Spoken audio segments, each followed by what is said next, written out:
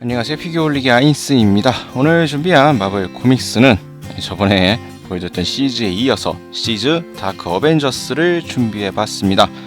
화면에 보이는 게 해당 서적의 모습이고요. 먼저 간단하게 책의 정보를 살펴보도록 하죠. 지은이는 브라이언 마이클 벤디스, 그린이는 마이크 데오다토, 크리스 베첼로 공동으로 되어 있습니다. 역자는 최연석이고요. 출간일은 2015년 4월 25일 시공사에서 출간이 되었습니다. 가격은 11,000원에 판매가 되고 있고요. 페이지는 136페이지 분량입니다. 책의 크기는 가로 167, 세로 257mm. 기존 마블 코믹스 서적과 동일한 사이즈로 되어 있네요. 우선 책의 표지, 울버린을 비롯한 이 다크 어벤져스 멤버들이 쓰러져 있는 이러한 모습을 보여주고 있습니다. 마치 싸움에서 패배한 듯한 약간 참담한 이러한 모습으로 연출이 되어 있는 것을 볼 수가 있겠고요. 뒷표지에는 시리즈 에피소드 전체의 이제 가장 핵심 인물이라 할 수 있는 센트리의 모습이 그려져 있습니다. 책의 뒤편에 있는 이런 문구를 좀 살펴보도록 하죠. 노만 오스본의 어벤져스의 마지막 나날들이 시작되고 그것은 그들에게 가장 어두운 시간이었다. 센트리의 탄생 비화가 밝혀진다. 불스아이는 차마 입에 담기 어려운 살인을 저지른다. 빅토리아 핸드는 자신이 넘지 말아야 할 선을 넘은 것이 아닌지 고민한다. 그리고 노만 오스본은 아스가르드 침공 계획의 최종 단계에서 다시 사악한 그린 고블린의 유산에 사로잡히기 시작한다. 이성을 잃게 만드는 그의 마음의 병이 그를 승리로 인도할지도 모른다. 최후의 승리가 있을지 패배가 기다리고 있을지 모르지만 이것이 다크 어벤져스의 마지막 나날들이다 라고 나와 있습니다.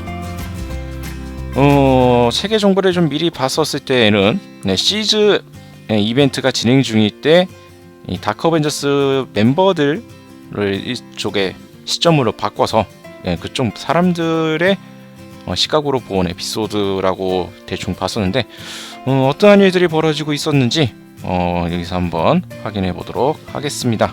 이야기가 시작이 되면서 애니라는 여자아이가 등장을 하고요. 여기에 한 남자가 갑자기 애니에게 여러 가지를 물어보기 시작을 합니다. 그는 자신의 이름이 노라고 이야기를 하네요. 둘이서 아웅다웅 이야기를 하면서 막 여러 가지를 묻고 답하고 이런 시간을 보내고 있는데 갑자기 센트리가 등장을 하고 센트리와 싸우기 시작하는 노의 모습이 나옵니다. 센트리는 노원 오스만이 그를 만나고 싶어 한다고 말을 하지만 노는 그에 응할 생각이 전혀 없어 보이네요. 애니의 도움을 받아서 무사히 센트릭에서 벗어나게 됐습니다. 그의 이름은 노 바르였고요. 그는 크리 제국의 슈프림 인텔리전스로부터 지구는 앞으로 계속 제국의 수호를 받게 될 것이며 새로운 수호자가 필요한 시점이 왔다는 이야기를 듣습니다. 그 수호자 역할에 이 노 바르가 적임이라고 결정이 되었고요. 이를 위해 특수한 밴드를 건네봤습니다. 이것을 이용해서 새로운 능력이나 이런 것들을 사용할 수가 있는 모양입니다. 장착을 하니까 슈트로 바뀌는 이러한 모습도 나오고 있고요.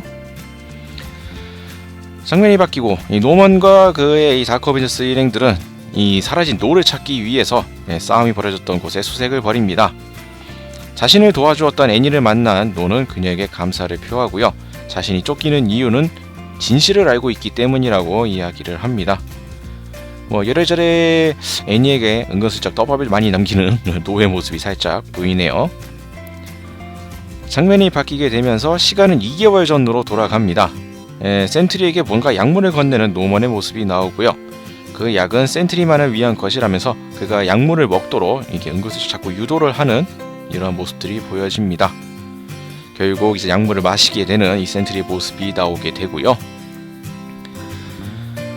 과거 센트리의 모습이 보여집니다. 어린 시절 우연히 어떤 교수가 실험했던 약물을 마시고 나서 이 센트리의 파워를 얻게 되었다는 것이 드러납니다. 그가 마신 약물은 슈퍼솔저 혈청의 개량판 원액이었다고 하네요. 원액을 마셨으니 말도 안 되는 파워를 얻을 수 있었나 봅니다. 이 슈퍼 파워를 얻게 된 센트리와 함께 지내면서 린디는 여러 가지 많은 고심을 합니다. 결국 이 신혼 때 센트리를 죽이는 사태를 벌이게 되네요. 하지만 센트리는 죽지 않았고 또 다른 인격체인 보이드가 등장을 합니다. 자신을 갤럭투스, 세계의 포식자라고 말하는 이러한 보이드의 모습이 그려지게 되고요. 린디를 이제 죽이려는 듯이 달려들라고 하는 이러한 보이드를 막는 이 내면의 센트리가 등장을 또 합니다. 결국 아웅다웅하다가 우주로 날아가서 일단 장소를 피해보지만 이 센트리와 보이드의 갈등이 계속 진행이 되고 있고요. 태양으로 가보기도 했지만 죽지 않고 살아남으며 보이드는 계속 센트리를 꼬드기는 모습을 보여줍니다. 장면이 바뀌게 되고 뉴욕에 다시 나타난 센트리의 모습. 하지만 센트리의 인격은 거의 남지 않고 보이드가 지배를 하고 있는 모습입니다. 갑자기 뉴욕시를 파괴하는 시작하는 이 보이드를 말리기 위해서 노먼이 나서게 되고요. 보이드에게 이런저런 이야기를 듣고 나서 보이드에게 린드가 방해물이라는 것을 알아채게 됩니다. 노먼의 설득에 보이드는 파괴 행동을 멈추고 노먼은 그의 세상의 이 비전에 걸맞는 것을 약속을 해주겠다는 이러한 메시지를 남깁니다. 장면이 바뀌게 되면서 시즈에서 등장했었던 이 닥터 둠이 어벤져스 타워를 공격했던 날, 그때 이 호크아이, 우리가 알고 있는 어벤져스의 호크아이가 아니라 이 불스아이가 이 다크 어벤져스에서 호크아이 역을 맡고 있죠. 이 호크아이가 린디를 데리고 헬기로 피신을 합니다. 말로는 아내인 린디가 죽거나 무슨 일이 발생하면은 센트리가 자신을 가만두지 않겠다라는 이런저런 핑계를 대면서 린디만을 데리고 이렇게 빨리 피신을 하려는 이러한 모습을 보여주네요. 하지만 바다 한가운데에서 린디를 목졸라 살해를 하고는 그 시체를 바다에 버려버립니다. 비열한 표정에 이 얼굴 표정도 아주 인상적이네요. 그렇게 돌아온 호크아이는 센트리에게 린디가 자살을 했다라는 거짓말을 합니다. 린디의 죽음에 센트리는 분노를 하고 주변 사람들이 이 센트리를 말리죠. 간신히 사태가 진정이 되는가 싶은 이러한 상황들이, 아슬아슬한 줄타기 상황들이 벌어지게 됩니다. 자, 장면이 바뀌게 되면서 아무래도 배경은 이제 시즈 사건 이후의 모습인 것 같습니다. 체포된 노먼과 이 다크 어벤져스의 멤버들의 모습들이 보여지게 되고요. 중간에 탈출을 시도하는 모습들이 나오지만 오리지널 어벤져스 멤버들, 슈퍼 히어로들에게 다시 제압당하는 이러한 모습도 나오게 됩니다. 자, 이렇게 해서 시즈 다크 어벤져스의 내용은 이런 식의 정리가 진행이 됩니다. 과연 이 다크 어벤져스 멤버들은 어떻게 처리가 될 것인가? 이 센트리의 결과는 또 어떻게 될 것인가? 여러 가지 떡밥들이 많이 남아 있는 채 이야기는 이런 식으로 마무리가 되어 갑니다. 아직 핵심적인 결말 사항 하나는 아직 얘기를 안 했는데요. 요것은 실제 서적을 통해서 확인해 보시길 바라겠습니다. 자, 이렇게 해서 오늘은 시즈 다크 어벤져스 살펴봤습니다. 다음 주에도 또 다른 서적을 갖고 찾아뵙도록 하죠.